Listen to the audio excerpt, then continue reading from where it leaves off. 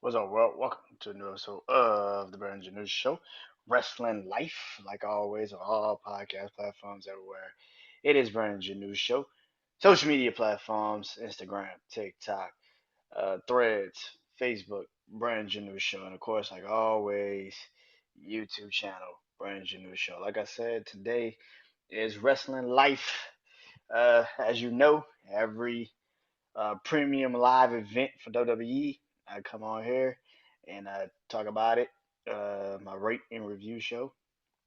And WWE just went all the prime live event just went off. WWE Crown Jewel just happened in Riyadh, Saudi Arabia. Um, so yeah, uh, really good pay per view. It wasn't anything too crazy.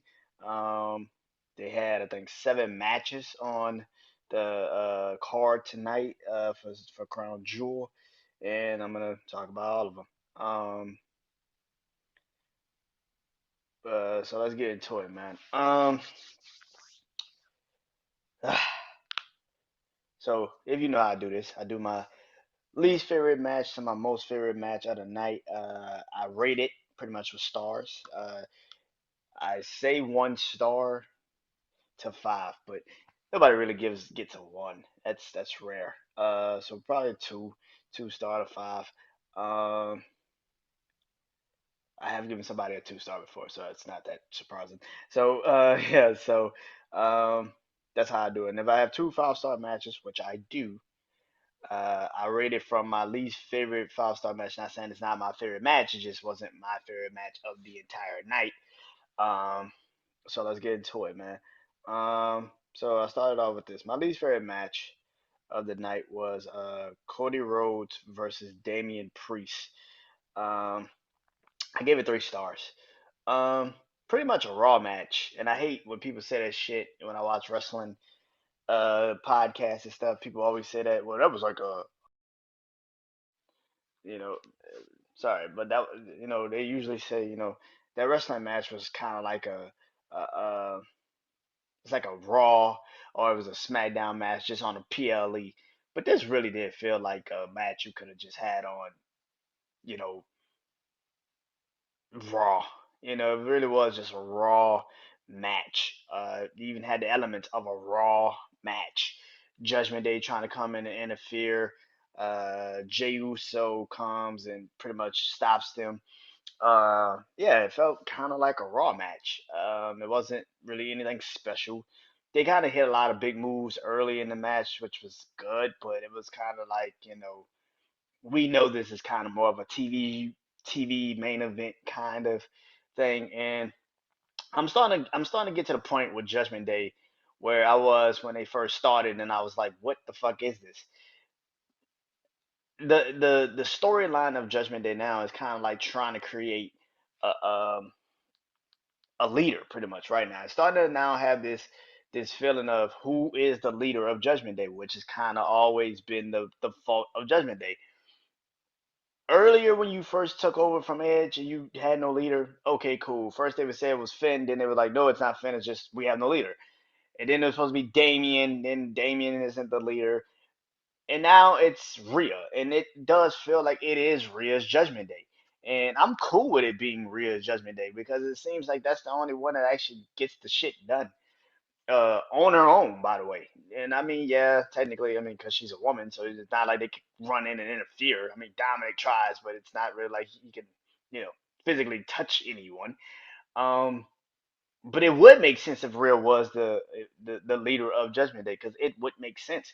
Um, but the problem with Judgment Day right now is that it's running into its own success. It's running into its own success. It's starting to have a little bit of that. What the fuck is this? What is it now? What is Judgment Day? And it's starting to really hone in on it. And I think Judgment Day is starting to fucking, like I said, it's starting to hit their own. It's starting to hit that wall again. Is Jaden McDonough in Judgment Day or is he not? Is is Rhea officially the leader or is she not? It's a very shaky situation for Judgment Day. And this match didn't help. It really didn't fucking help. And also what I've been feeling like with the Damian Priest situation, and you saw with Sami Zayn taking a briefcase at the beginning of the pay per view, and that is when the fuck is Damien gonna cash in Money in the Bank? This is the same problem you have with Austin Theory, and I thought with Triple H it make more sense. But the fact that Judgment Day wants all of the power, but they're the undisputed tag team champions. Dominic has the North American title, and Rhea is the world heavyweight champion on Raw, the women's world heavyweight champion on Raw. It's starting to kind of get into this point of what the fuck does this? When is this going to happen? When is Damian going to cash in the Money in the Bank briefcase? Now, some people could look at this and say, well, this is going to be his chip to say, I am the leader because I am the Money in the Bank briefcase holder, or when he does decide to win the title, whenever they decide for him to win the title, this is when he can say, this is why I'm the leader. I'm the world heavyweight champion. But I feel like everything around Judgment Day has to fall. And I don't think Rhea's losing that title anytime soon. And I don't think Damien's cashing in anytime soon. And depending on really what happens with the undisputed tag team championships, if they get new titles or they completely just say, this is Raw, this is SmackDown, the storyline of Judgment Day is starting to kind of, and this is what I've always been saying about Judgment Day. What is it? Like, what is this damn group? It's still cool. You can still like them, but it's kind of starting to fall into the position of where the Bloodline storyline was before they got Sami Zayn injected, where it's like it's the same shit every fucking week. What is it? Unlike the Judgment Day, the Bloodline actually had one leader, Roman. We knew it was Roman. The fucking problem with the Judgment Day is you're trying to sell as that everybody's the leader, but that's not fucking true. We already know that's not fucking true. We know Rhea has more of authority figure kind of feel to it than Finn does or Damien does. Did they have it earlier in the stage of this group? Yeah, but now it's starting to feel like okay, it's Rhea. That is clean, clear as day. It's Rhea. Now, what does Damien now do on Monday night because he lost his match and the Judgment Day got ran off by Jey Uso in a steel chair, and that's pretty much fucking it. And I'm starting to now like I don't, and now he still got the Money in the Bank briefcase, which I said Sammy took it and ran off early in the pay per view. So now it's starting to get to the point where it's like, what the fuck is Judgment Day? They don't really have anybody they have built up to be tag team championship worthy. I guess New Day, but even that is a little shaky. They're trying to create the tag team dynamic, but I think the Judgment they should do what they was doing with them with the Usos. After a while, Usos defend the Raw tag team titles on Raw, and SmackDown gets the SmackDown tag team titles. Now the problem with SmackDown is you don't really have that many tag teams on SmackDown. Whereas for Raw, you got most of your tag teams. So that's the New Day, that's DRY, that's Imperium. That's you can take the Raw tag team titles off of Judgment Day, which puts them on SmackDown because it will help SmackDown with the storyline, which is the Judgment Day and the Bloodline, which today was announced that it is going to be Survivor Series War Games, which will be my next rate and review show. But yeah, this match, all in all, I expected it to be exactly what it was, a really good Raw match. It was a really good main event of Raw. I've seen Cody and Damian go out there and have really good Raw matches, so that's exactly what the fuck this was. You could have literally just had this shit on Raw, but I get it. You needed some star power with Cody and another member of Judgment Day in the match. Me personally, if you were gonna do it, I probably would have put Finn and Cody in this match, not Damian. But hey, do you think? I guess that like Finn needs a break. Let's put Damian in it. But it's starting to get to the point again with this briefcase where somebody's getting the briefcase and they're kind of getting hindered by the briefcase. It's like because eventually you got to cash this bitch in at some point. And if you're not gonna do it anytime soon, just get the shit over with. Just get the briefcase off of Damian Price. I mean, oh my god, Damian Pierce and Priest. You should just get the briefcase off of Damian Priest and just give it to someone else. Like I think they should have like they used to do. Maybe have Sammy and Damian Priest fight for the Money in the Bank briefcase. And let's see what happens. I think it should be that. I think Sammy, hell, let's if you really want to do it, how about Cody Rhodes wins the Money in the Bank briefcase from Damian Pierce? Oh good God, Damian Priest. How about Cody Rhodes wins the briefcase from Damian Priest? And that's how you get the Roman Cody match. I mean, me personally, I'd like mine's better. Whereas that Solo wins the Royal Rumble, but he throws out Cody to win the Royal Rumble, and they fight at Elimination Chamber. Because Roman's not going to be in the Elimination Chamber. I don't know why people keep screaming, put Roman in the Elimination. That shit ain't never going to fucking happen. If Roman ain't got to go through the Elimination Chamber to keep his title, he ain't going through the Elimination Chamber to keep his fucking title. And on top of that, I don't even know if Roman wants to even be in Australia for Elimination Chamber. I mean, why would he? If you can actually create the energy of Roman versus Cody, but not actually put Roman in a elimination chamber. This is why I keep saying Solo should win the Royal Rumble. He should win the Royal Rumble and have Cody versus Solo, especially after what happened today in Crown Jewel. Cody versus Solo now would actually make sense, and also for the right to go to WrestleMania as the main event to fight Roman, that would be way more impactful. All these other scenarios that people have is so stupid. I don't understand this scenario where it's like Cody should come in, but he should be number one, and he still should lose the Royal Rumble. How about you have just Cody just come in at 15, Solo come in at 30, Solo throws Cody out at the last second, and Solo wins the fucking Royal Rumble because all these other scenarios and have Seth versus Gunther in the Elimination Chamber. Seth is actually used to the Elimination Chamber. Roman isn't. Why put Roman in the Elimination Chamber if he's never been in it, especially with this version? It makes that so stupid. The World Heavyweight Championship is going to be in the Elimination Chamber. I don't think people have actually physically understood that yet, but they will. Like it's that fucking simple. Solo should win the Royal Rumble, and that is that simple. And Cody's story should be: I beat Solo at Elimination Chamber. I beat Solo at the Elimination Chamber. That's how I got my match against Roman Reigns because he was the number one contender for the Royal Rumble, and Solo overruled Roman to be in that match against Cody because he wants to prove that he's ready. What's the one thing Cody told him before he fought Roman last year? You're not ready. You can't do this on your own. You're not ready. And then tonight, the fact that in a match that I will be talking about in a couple minutes, that he beat someone that is that legendary and probably ended it. And plus, on top of that, which I think will happen again, and this is why I think would make sense if Solo does win the Royal Rumble and have it that way, is that. But Cody's story, this match tonight was just a really good Raw match. It was a 3-star Raw match, and I thought it was a 3-star Crown Jewel match. You could have kept it on Raw. It didn't really need to be on this pay per view, but I guess you needed more umph for the pay per view. Cody is a star, and Judgment Day is some of an attraction. So I guess, but this was a 3-star and my least favorite match of the night. All right, so let me see. I got two 3.5-star matches. I'm gonna bump one up to like 4 stars. So I got two 3.5-star matches, and that is so my first 3.5-star match is this, and that is Rey Mysterio versus Logan Paul for the United States Championship. I thought it was 3.5 stars. I didn't think it was.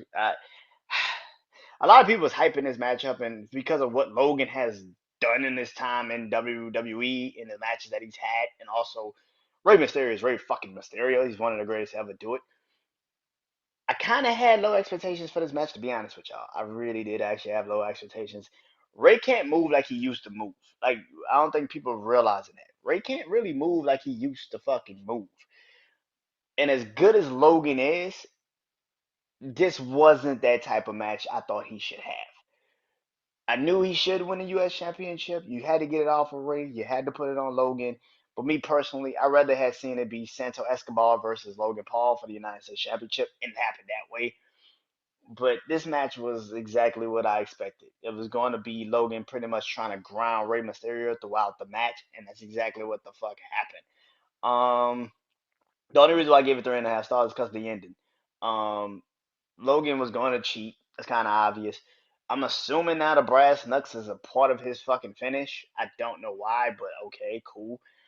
Um, yeah, Santo Escobar pretty much leaving the brass knucks on the fucking apron after you took him away from Logan's dude, just to give him the fucking, just to give him the damn brass knucks anyway. Like it didn't make any fucking sense.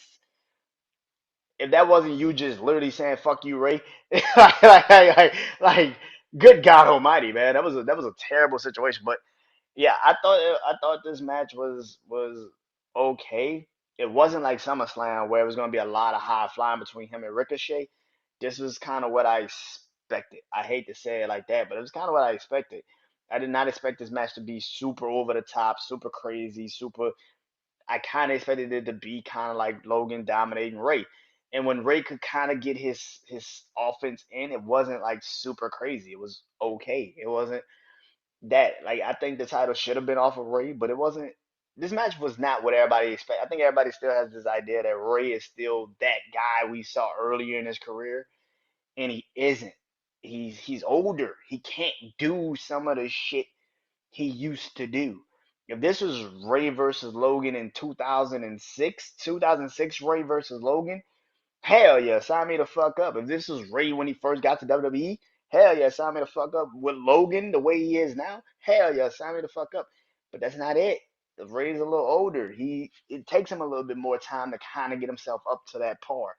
So yeah, I didn't expect this match to be super over the top like everybody was screaming. I thought it'd be okay. I think it would have been better it was Santos Escobar versus Logan Paul for the U.S. Championship because Santos could actually go in the ring, and it's exactly what you would want the match that him and Ray you thought would have, but that's not what I expected. I expected it to be exactly what it was, 3.5 stars, and that's exactly what it was.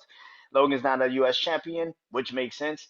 And hopefully, if everything goes exactly planned and it continues to go the way it is, because I could see Ray and Logan fighting again, maybe a Survivor Series and then Logan fighting Santos Escobar and maybe eliminate Royal Rumble, and then it sets up Logan versus LA Knight at WrestleMania.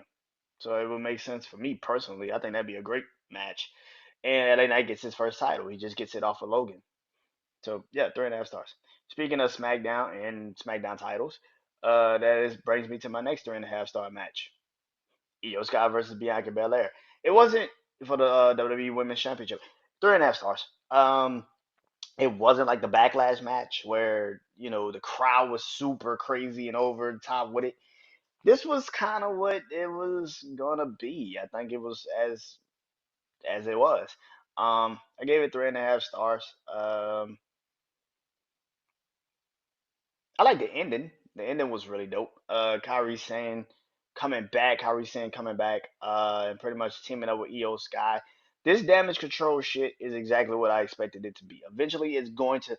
EO Sky is getting to the point where I don't need you, Bailey. She's literally telling her, I don't need you. Literally last night on SmackDown, she was like, when when um when damn Nick Aldis new general manager of SmackDown was like, "Yo, Damage Control, you're banned from ringside." And Io Sky, everybody's like, "Oh my god!" And Io Sky was like, "You got this." Like she was like, "You got it." You building this up, building this up. It's starting to get to the point now where I'm like, I think my WrestleMania prediction of what this is going to be is going to come true, and that is Io Sky is going to fight Bailey at WrestleMania with Dakota Kai, and I think it's going to be a Damage Control like title match because I don't see any other outcome other than just you put them in a match at like Royal Rumble, and it makes no sense to do it when you could make some real money off of it at WrestleMania. Outside of you just gonna let Io Sky drop the title at some point. Now, if Io Sky drops the title at some point, it's got to be the Bailey, right? Like I'm assuming it's got to be the Bailey. But even in that sense, I don't know what happens. I think that the Kyrie Sane coming back kind of does make damage control. It makes the story better. It does make the story better, because it makes people now have to say, oh, hold on, if Io Sky is now teaming with Kyrie Sane, what does that really mean for damage control? And if Dakota Kai is also going to be somewhat healthy in the next couple of weeks, you can have a split and you can have a tag team match at some point between them two, Damage Control, the members of Damage Control versus now Io Sky and Kyrie Sane, which makes more sense. So and even you even heard Bailey literally say last night where she was like, maybe if I beat Bianca, Me and you could fight for the title. And it was like, what? Io Sky was like, what? And even in the match, you saw Io Sky even hit Bailey, and she wasn't like concerned, like, oh, I hit you. Like she was more like, yeah, I hit you. You shouldn't have got your ass out here. You shouldn't have even been out here. Like, why you? She looked, she sat her down, like, yeah, I hit you. And like when I actually think about this now, it's like that match is actually really good. Like because the shit that is creating it is like, okay, that's pretty dope. But how do I feel about this whole thing? But Bianca, I think Bianca's gonna bounce back. She's good. I don't think her or Charlotte need to be in the title picture right now. Same thing what I felt like with Becky. Becky don't need to be in a title picture. I think they are the title. That is the thing. And the way this is now starting to be, and if that is true that Jade Cargill is going to Raw, which is kind of setting up, which Raw's got their own little situation, and that's Rhea going to fight Becky at WrestleMania, which we kind of already see it coming. The question is really who wins the Royal Rumble for the women. And now you have Bianca, you have Charlotte, you have Jade, and now you have Becky. You have four women that literally can win the Royal Rumble, and we don't know who wins it. And now you add, if they do this the right way, Bailey. So if you add this, if you got like five women that could win the Royal Rumble, that's a hell of a situation. Whereas for the men, it's only like two or three that can really win the Royal Rumble that we really know right now. So for me, it's like five women that could win a Royal Rumble, which is rare to say. So yeah, I thought the match all in all was 3.5 stars. Thought it was exactly what I expected it to be. I'm not surprised by it. It was a really good match. Like I said, I bumped the match up to 4 stars, and that's exactly what it's coming in as. And like I said earlier, when I was talking about him earlier, Solo Sikoa, that's his match with John Cena. I gave it 3.5 stars at first, but like I said, I bumped it up to 4 stars. Um, it took a minute to like heat up, and um no, this was not John Cena's last match. I know a lot of people will sit up here and say this was John Cena's last match, and they gave him even a grand ending, like, oh, thank you, Cena, and all that. But I've seen wrestling enough to know this ain't the last time we're gonna see John Cena. You really think John Cena is gonna lose his last match in WWE? I know, he's trying to boost the people up. He's trying to give the young talent that. But that's what he did. He gave Solo exactly what he needed. He gave Solo a solo victory over him. That's what he's supposed to do. And it was that crown jewel, and it was that. Now, exactly what I lead into for night one of WrestleMania, which is John Cena is going to come back and he's going to fight Solo, which is brings me to me saying Solo wins the Royal Rumble. He eliminates Cody Rhodes. He fights Cody Rhodes at Elimination Chamber for the right to go to WrestleMania in the main event. But John Cena comes back and he throws that all into a tailspin, which helps Cody Rhodes beat Solo and gets Cody Rhodes that match, but makes Solo now have John Cena in his grasp. And now he wants John Cena more than anything. And he's like, I destroyed you tonight. I destroyed you, which he beat the shit out of Cena. Like 15 Samoan spikes. Like the dude spiked John Cena so many times. And you still come back and you still want more? You still want to fight me? Which ends John Cena's career there. And he beats Solo at WrestleMania. But then it creates what I've been saying, which is Solo now thinking, I am the tribal chief. I can do this. I beat John Cena too, which creates the plant that we need. Solo now thinks, I beat John Cena. I beat John Cena too. So John, like Roman, you can't really tell me what the fuck to do. I beat John Cena too. And how much of that does go to his head now? He now starts to think, I can call these shots. He's not Roman again.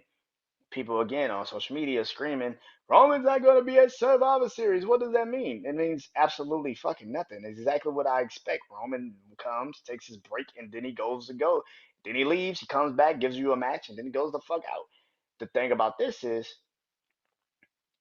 the fact Solo wins this match against John Cena, how much of that does boost his confidence and makes him feel like I really don't need to listen to the tribal chief, which a lot of people are not paying attention to for the last couple of months. When Roman is not there, who's really calling the shots? Solo. Everybody says Jimmy. No, it's fucking Solo. Solo is doing this all by himself. He is doing what he wants to do. He's only letting his brother say what he wants because he knows Roman will go at him way faster than he ever go at him. So I'm gonna let Jay think he's really calling these shots, but Solo has the right to not want to go do that shit if he wants to, because Jimmy's not technically back in the bloodline. So Solo's doing this shit because he wants to, which leads me to tonight. Him beating John Cena, especially the way he beat John Cena, how much is that a confidence boost? And especially if you go into now the War Games match with Judgment Day and Bloodline. If Solo actually wins War Games by himself, that's two confidence boosts. That's two. And now he's thinking to himself, wait, I beat John Cena and I just won War Games. Why the fuck should I listen to Roman? That's the storyline. And people continuously, I get it, y'all are so, but Roman's not going to be in Survivor Series. Who gives a shit? Who cares? Your new tribal chief is going to be at Survivor Series. Solo. Him winning this match against John Cena boosts his confidence. And on top of that, if Solo does win the Royal Rumble, and let's say my scenario whereas for Solo saying he wants to fight Cody Rhodes with the title match on the line, what if Roman then says, you know what, you're right, you should fight Cody, and you should take him out. And Roman actually agrees to let Solo do this. And now if Solo loses the match, who does he think he's turning his attention towards? Roman. Who do you think he's pissed at? Roman. Why? Because you signed off on me fighting this motherfucker for my number one contenders match. Why would I not be mad? I get people. I hear you. I hear y'all. Get your panties in a bunch. I hear it. But the storyline of the bloodline isn't really about Jay or Jimmy anymore. It's about Solo. I literally said this shit after WrestleMania. I said the storyline is about fucking Solo now. That's all that it's turning towards. Because he's in a background. You don't even pay attention to it. That is why this storyline is actually still good, but nobody's paying a fucking attention to it. Because the storyline is predicated on Solo. Yeah, he's still listening to the tribal chief. But when pay attention to when Solo, even like last night on Friday Night SmackDown, Paul Heyman's talking, and Solo's like, "Give me the mic, like, give me the mic." When have you ever heard Solo talk? And then you have a match against John Cena, and you beat him like you beat him. Yeah, I still got my prediction of WrestleMania Night 2, where it's like Solo's going to turn on Roman Reigns, and that is how Roman loses the title because he trusts no one, but in his family he feels a little bit safe. And Solo's gonna be the one because he don't fuck it. He don't fuck with Solo. He don't fuck. He every last couple of weeks. If y'all ever seen this, Solo's been very like when Roman and Solo been on TV together. Y'all remember this when they was like even when they were going to Money in the Bank and Roman was laughing when Jay and Jimmy was like Solo should be tribal chief and Roman was laughing and then he looked and Solo was dead serious. He's looking at him like he was like, oh, like you think that too? Like what the fuck? There's been plants of it, man. You just gotta pay attention to it. But him beating John Cena is a very thing. John's not done. He's not retiring. He's gonna be at WrestleMania 40. He's gonna fight Solo, and that's how John Cena gets his revenge. He beats Solo at WrestleMania 40. Because here's the thing, they're not gonna let John win a big match like that at Crown Jewel. Come on, come on. If you know you can string it out and get John Cena at WrestleMania 40, and he goes again against Solo, who's now got the more confidence. He's got more confidence. He feels more like I'm the man and you can't touch me. And I beat your ass already at Crown Jewel. You can't touch me, John Cena. And plus, you just cost me my damn title match at WrestleMania. Come on. But yeah, I gave it 4 stars. Coming in with 5.5 stars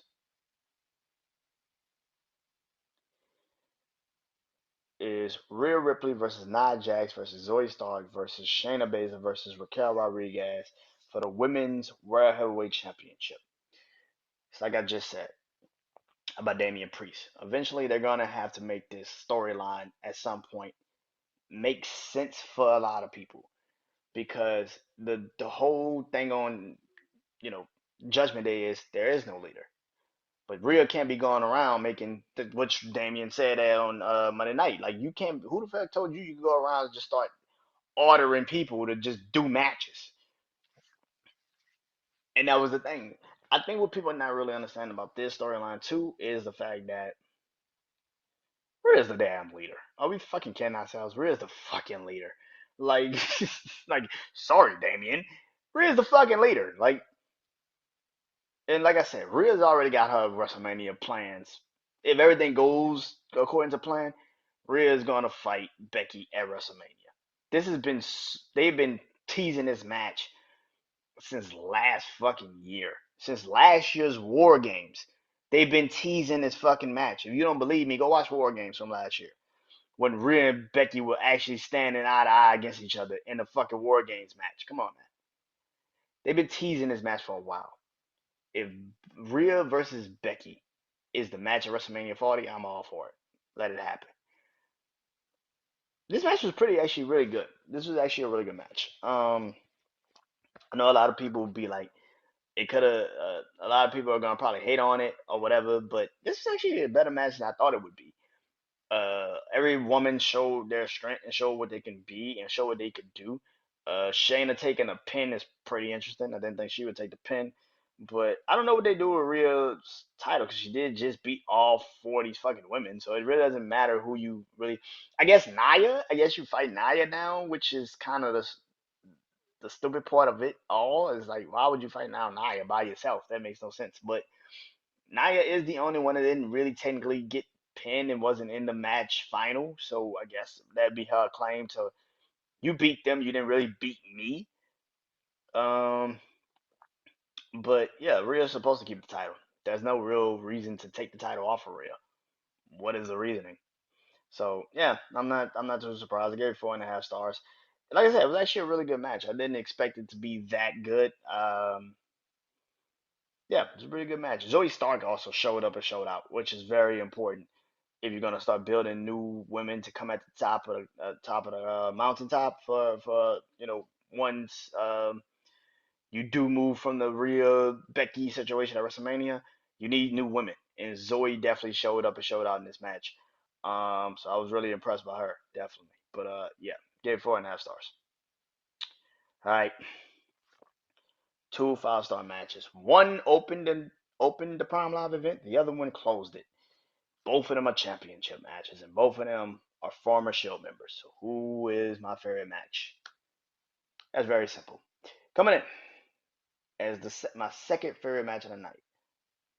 That is Roman Reigns versus LA Knight for the undisputed WWE Universal Championship.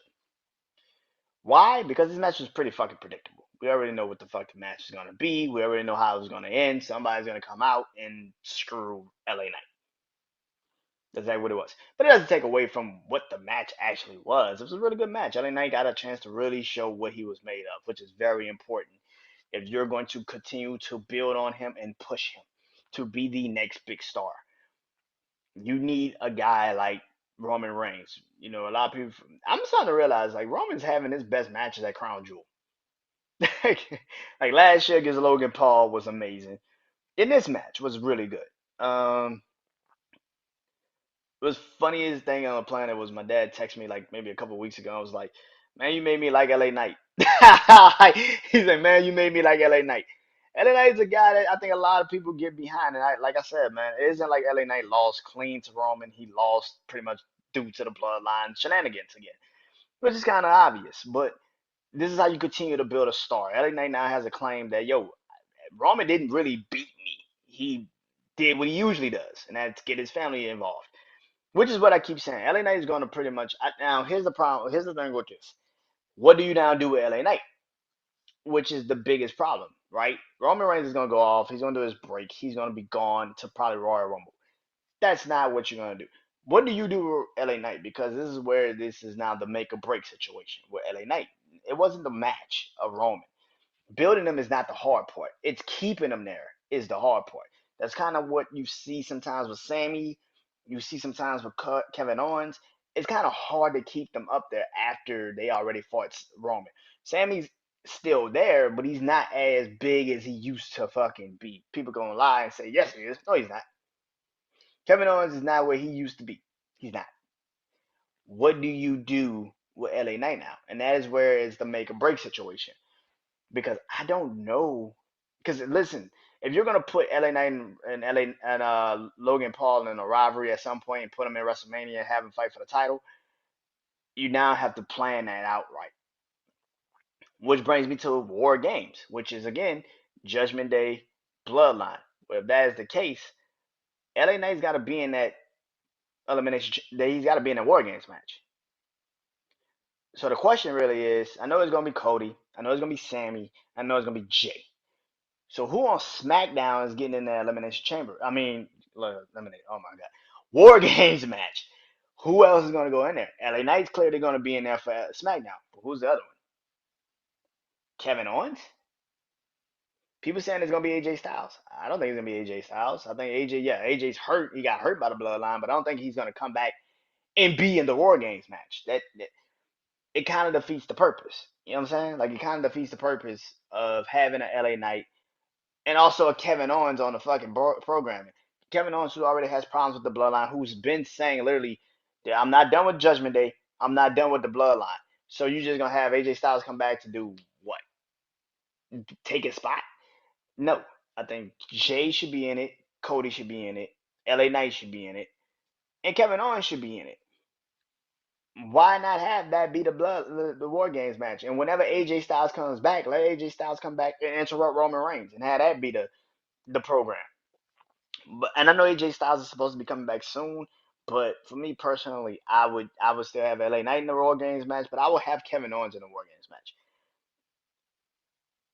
And that is where this conversation is. Not like I said about Roman Reigns. Roman Reigns' path is pretty obvious. Roman's probably gonna fight AJ Styles at Royal Rumble in the Elimination Chamber. He's not gonna touch it. He's not gonna even be a part of the pay per view. I wouldn't. I wouldn't have him a part of the pay per view. If anything, he's there, but he's not physically gonna fight anyone. He's only there to just make sure that Solo wins the match, beats Cody, and make sure he secures that he's going to be uh which is the thing about this storyline, which is Roman. If Solo wins the Royal Rumble, he's gonna tell Solo, "Hey man, if you gonna fight Seth, I want the Bloodline to have both titles. I want you to go and fight Seth at WrestleMania," which is what I've been saying. Because if Seth technically is not gonna have a match at WrestleMania because they got to go in an Elimination Chamber, why not have Solo fight Seth? I want both titles. I want you to have it, and I want me to have it. And that's how we dominate. That's how we continue to have the power and the control of WWE. But Cody kind of messes up that plan a little bit. And I think that's kind of how that's supposed to go. For everybody else that's kind of making these plans and being like, bro, Roman's going to be in the Elimination Chamber. Roman is never going to be in the Elimination Chamber. That makes no sense. Why would he go into the Elimination Chamber? Well, people are not, like, I'm trying to figure that out with people, where people are like, this analogy is like, well, Roman should fight in the Elimination Chamber. Why? Why? Why should Roman fight in the Elimination Chamber? Because he's the champion. What's the storyline? And everybody's scenario is that Cody ends up in the Elimination Chamber with him. For fucking what reason? That's not a good storyline. I think people are just that stupid and they don't know. I won't say stupid, but they're just the plan is to get Cody completely away from Roman. That's the fucking plan. What you saw of SmackDown when Cody came to SmackDown, that's the plan. They want to keep them as far away from each other as much as they can to that particular moment. Cody's gonna still be in the Bloodline storyline, which is why he's gonna be in the War Games match. But the plan is for Solo to handle Cody, because Cody just got beat by John. I mean, Solo just beat John Cena. So if you just beat John Cena, you could clearly handle Cody, right? That's the plan. Solo's gonna fight Cody. at Elimination Chamber. I'm preparing y'all for this shit because I think y'all are running on fumes and y'all like, well, Cody's got to fight Roman at some point, and Cody's got to put his hands on Roman at some point, and it's got to happen at some point. It's going to happen. WrestleMania 40. This whole and I do think Cody should probably come in. I said 15, but one wouldn't one because if he comes in at one, if Solo comes in at 30, Cody's already been in the ring for damn near an hour, and it would make it easy pickings for Solo just to throw him out. And I think people have it right, but I think it's the other way around. I think if you're gonna do nostalgia, how about do it like Vince and Stone Cold and The Rock? How they set up that match at WrestleMania 15. How about you just have The Rock walk down to the ring like Roman? Roman walks down to the ring after his match against AJ. Have him walk down to the ring and tell Cody, like, you want this title? You want to fight me again? You want to do this? And Solo throws him out the ring. And Solo decides to keep the Royal Rumble winning, but have Roman Solo Cody say, you didn't beat me by yourself. Roman helped you, which will make Solo's ego kick in. Where it's like, no, no, no, no, no, no. I beat you. I threw you out the ring. No, no, no, no. Roman helped you. And that's what creates the Cody versus Solo, which gives you the WrestleMania 40 match. But the scenario of have Cody in the, go to Royal Rumble just to go in number one, which I agree with. It should happen probably. Let him go in at number one. But if y'all don't think Solo at some point is going to be a part of the Royal fucking Rumble, just to make sure Cody doesn't win it, you're fucking crazy. you're fucking crazy. Like, that's the whole point of having the fucking bloodline storyline go this long. Solo is the enforcer. He just had one of the biggest wins of his career, John Cena. Now his confidence is up there. Now he thinks he can take out anybody. That's been the biggest problem. When Roman has needed him to take out people, he hasn't done it. Think about it. He fought Cody. He lost to Cody. That was his first loss. He fought Jay. He lost to Jay. That was his second loss. Who else he fought? He fought LA Knight. That was his third loss. That was his third loss. I know he fought Sammy too, but I don't think he lost to Sammy. I think it was like a count out. But that was his third loss. What? Okay, in Sammy, that was his fourth loss. When Soto's actually had to take out somebody for the bloodline, he hasn't done it. He hasn't been successful at it. So for him to actually do it tonight against John Cena is why I think that is the story, but people are so blind to it. And you won't realize it until maybe January. And people are like, how did Soto win the Royal Rumble? What the fuck is the story? The story is very simple. You just are making it hard on your fucking selves. It's not that damn complex. It's very simple. Roman's gonna take his break. They go into the elimination. They're gonna go into the War Games match. But Solo's going to win a War Games match. Who does he beat? He doesn't beat Cody. That's why you need somebody to be a filler, either Kevin Owens or Sami Zayn. Somebody that's not technically going to be in the Bloodline storyline like that anymore, but someone that can just take the pin. And you're not gonna put LA Knight in there just to lose to Solo. No, no, no, no, no.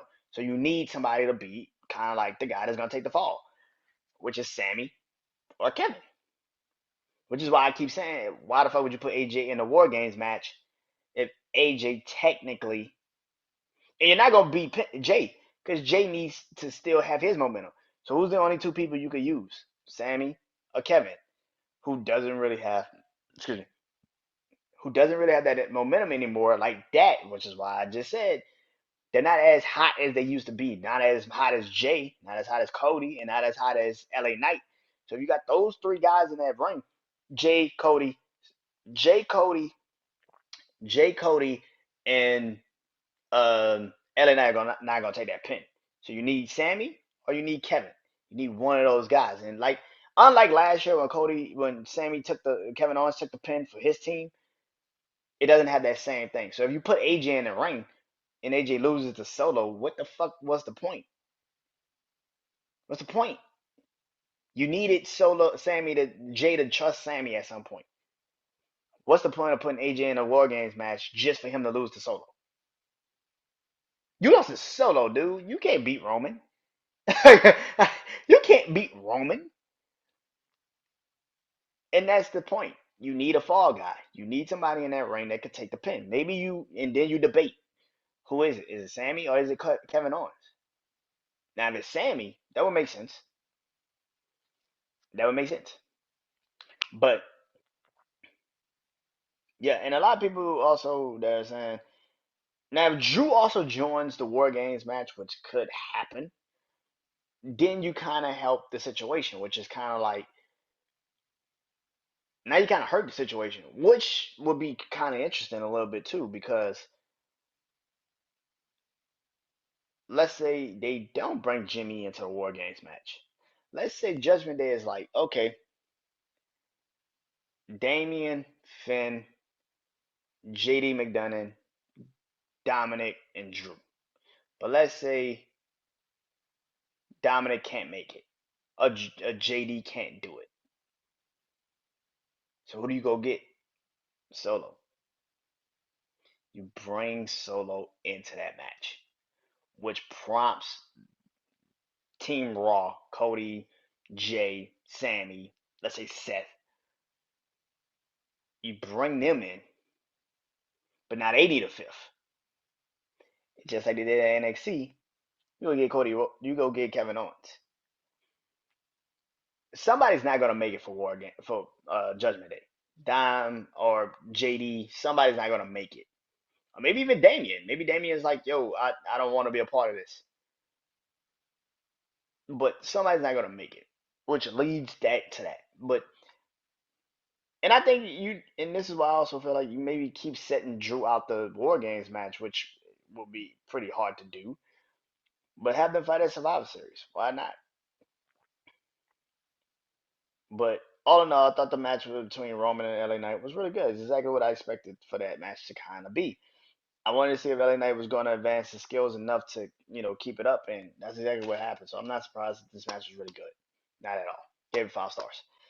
But the match of the night is exactly the match I just talked about, and that is Seth Rollins versus Drew McIntyre. Of course, I gave that 5 stars, and it's a World Heavyweight Championship match, and it opened up Crown Jewel. This was actually the best match on the damn card, to be honest with you. And what I mean by the best match, I mean wrestling was really actually good in this match. The LA Knight and Roman was more of a theatric. I don't say theatric, but it was more like a hype one. It was kind of like, yeah, this is, like I said, I wanted to see if LA Knight was going to keep up with Roman. The Ray and Logan Paul was kind of messy and kind of sloppy. The 5-way was kind of the same, but that's a fun kind of crazy. John Cena solo was kind of like the standard, supposed to be John Cena match where he gets his ass whooped a lot. But the only thing was Solo won the match, which was exactly what was supposed to fucking happen. Io and Bianca wasn't as great as the Backlash match, and that's exactly what I expected. So this was actually the best pure, and Cody and Damian was, like I said, like a Raw match. It was what I expected. It wasn't like anything crazy. This was the best wrestling match and the best match. They both tested each other's strengths. They both did exactly what I expected. Drew showed up and showed out. If Drew does join Judgment Day now, it would be a pretty interesting situation, which leads to the War Games match now has like two ways you can do the War Games match. You can do exactly what we expect, which is the Bloodline Judgment Day team up together, or you can do what everybody expects, and that is what everybody else thinks is where it's just they keep it just strictly Raw, which is Seth and Drew join the Judgment Day and Cody Rhodes situation. It's two situations which we can all see, but at the same time, it is interesting to see how they're gonna do this. Triple H has got a really interesting dynamic dilemma on his hands, which is, do I take a Judgment Day member out of the War Games match just to put Solo in it? Because if Solo's got this momentum, you need to keep pushing it. Because I don't think you really need Jimmy in the damn War Games match. Just have Solo in it would be interesting enough. But if you do go the route of just having it just strictly Raw, Drew and Seth are going to be in it. Now the question is, who the fuck does Raw go get? Uh, a lot of people saying Ricochet. I don't know about that, but me personally, I would maybe call up an old friend like Kevin Owens and see if he can come through and do it. but because he still got his own problems with Judgment Day, which a lot of people don't want to put into perspective, is Kevin Owens still has problems with the Judgment Day. Um, but I thought this match was really fucking good. Seth and Drew have amazing chemistry. Seth has amazing chemistry with every fucking body, but this is actually the best matchup for Seth because as much as the Finn and the Shinsuke was great, they didn't feel like they were on his level when it comes to championship credibility. Whereas for Drew, feels like he's on his level for championship credibility caliber, matches like this. And that's exactly what happened. I expected it to be really good. I expected it to be like a Drew and Seth match, very overpowering, 2 men that can match strengths, and 2 men that could actually go out there and just wrestle. And that's exactly what it was, man. So yeah, the goat won, Seth Rollins clearly. Uh, which sets up a kind of interesting situation with, like I said, I keep talking about the Roman situation, but Seth has a pretty interesting situation at WrestleMania too, because do you take the title off for Gunther and have him and Seth fight at WrestleMania? Or do you just, figure it out some other way with that situation? So I don't know how this all goes down for Seth going. His path isn't as clear as Roman's. His path is a little bit harder because you don't know who the fuck fights Seth at WrestleMania or going forward. Because he just beat Drew. And they're going to probably fight again, maybe at the Royal Rumble. But you're not going to take the title off of Seth at the Royal Rumble. You're going to do it at WrestleMania. Which brings into the perspective, like I just said, do you take the title off of Gunther and have Gunther just be in the Royal Rumble and have him be the third man that gets eliminated, go into the Elimination Chamber? That's the last person that loses to Seth before you went, the Elimination Chamber. That's a lot of scenarios with Seth's title, but that's a whole nother conversation going down the road. But I do expect Seth and Drew to fight at some point again for the title because it was one of the best matches of the night. And that is why it is my favorite match of the night. Hope you guys enjoyed this. Like I said, rate and review shows Survivor Series is coming up next. That is November 25th, so 3 weeks. 3 weeks from now. Um, yeah. So the week of Thanksgiving, that Saturday, is Survivor Series. So I'm looking forward to it. Hope you guys enjoy this episode, and I'll see you guys soon with another Wrestling Life. Till next time, I am Brandon Janeau. Peace.